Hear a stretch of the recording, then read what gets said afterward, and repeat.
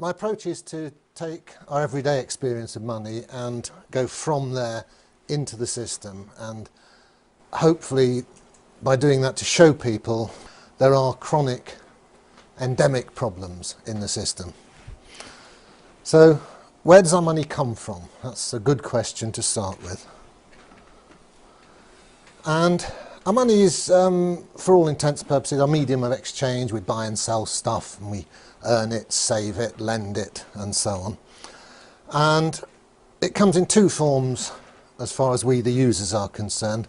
Physical cash, stuff in your pocket, your wallet, still quite widely used for pubs, corner shops, small everyday purchases. However, the business, the economy is conducted using electronic computer money, the digits that jump from one bank account to another. So stuff is bought and sold and so on. So these money numbers, as we might think of them, these numbers within the bank's computers, are our medium of exchange. It's what we use to run our economy, and in that sense they are our money supply. So the question then arises, how do they come into being? Where do they come from? How do they get into the computers?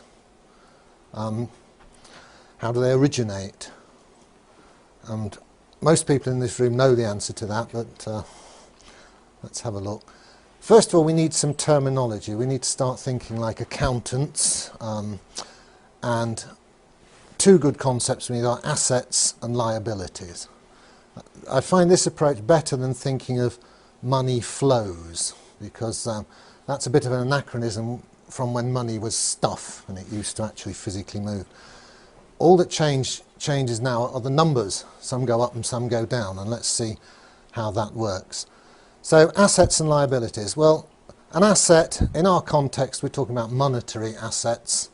And obviously, you know, your family is an asset to you, but we're narrowing down monetary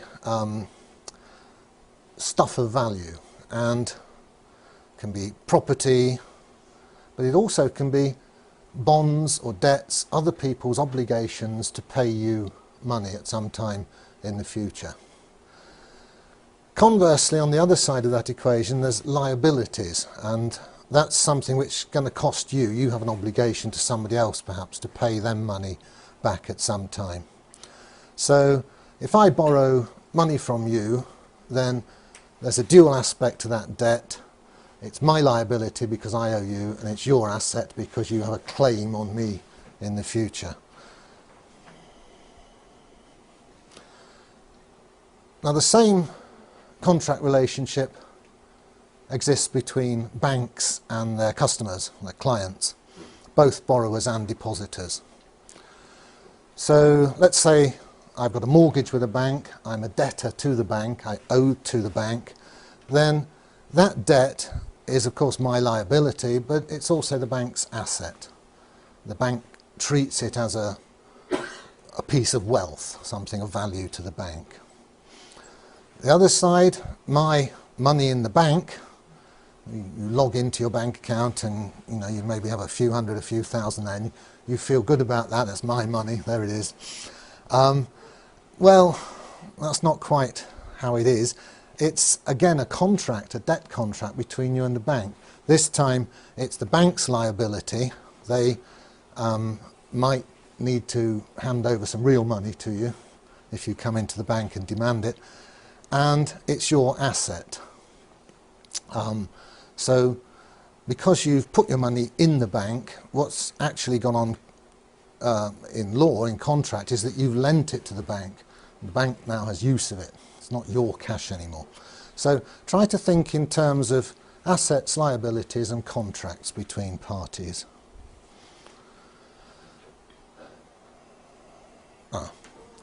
And my approach is to, within this way of thinking, just to look at everyday transactions and try and build up a picture of how these numbers change within the system. So we look at what's called the bank's balance sheets, and we'll go on to that in the next slide. What is a balance sheet?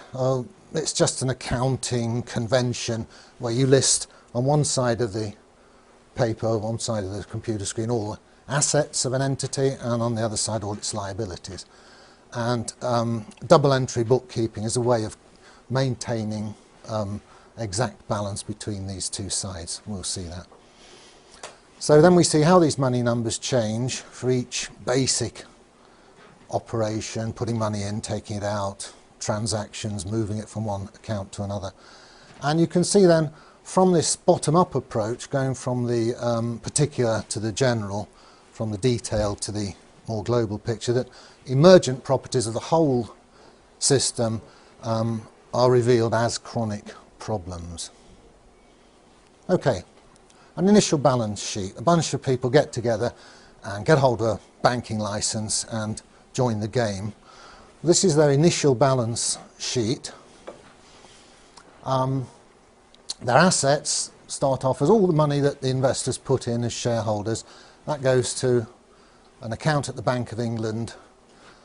On the other side of the sheet, this is a little more subtle.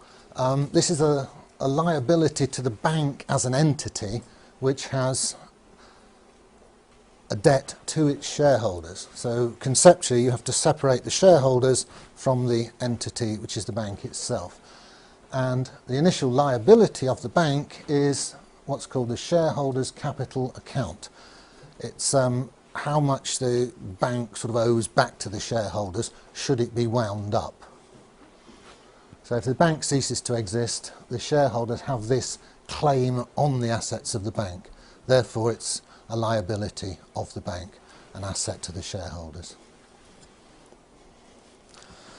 Right, well, that's the initial balance sheet. How does that balance sheet change when somebody comes along to the bank and wants a loan, a £100,000 mortgage, say?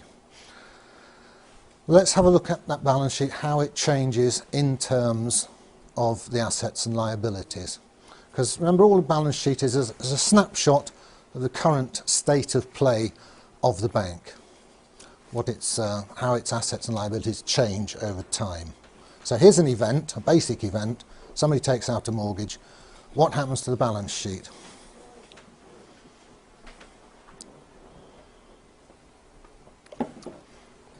Well, very schematically, this. The bank's assets go up 100,000 because this person who walked in the door now owes the bank £100,000, which wasn't owed to the bank before. So the bank's got £100,000 extra assets to what it had before the event. How is that balanced? Well, the borrower, the person who took out the loan, has £100,000 in his current account. Actually, probably has gone to his solicitor's current account in practice, but it is a liability to the banking system. When we're just pretending to look at one bank as though everything's happening in one bank, but conceptually that's okay if you think of it as the whole banking system. Obviously you might borrow from one bank and deposit it in another, but with a combined view of the multiple balance sheets of the banks, you can represent it schematically as this. So what's happened here is somebody in the bank has approved a loan and has just typed in £100,000 onto the asset side of the bank's balance sheet, however that's represented in the computers, and has typed in £100,000 into the current account of whoever's going to receive the money. There's no stuff has moved, two numbers have changed. That's it. So we can say that debt and money are birth twins. They come into existence together. When a new loan is made, the debt and the money come into being in equal measure on opposite sides of the balance sheet. So the balance sheet is expanded in tandem, new accounting entries of debt numbers and money numbers. You've got a lot of debate on the internet and so on. The official view is that the bank isn't sort of moving any money, it's extending credit. Well, you can look at it that way, but in a pragmatic sense, as money users, we've got these numbers We just borrowed them from the bank. New numbers have sprung up in our account, and we can spend them. They're perfectly good. In a strong sense, they are money. They are a medium of exchange. Ask yourself, what's in your bank account? I got that from that advert that was going around at the time, what's in your wallet?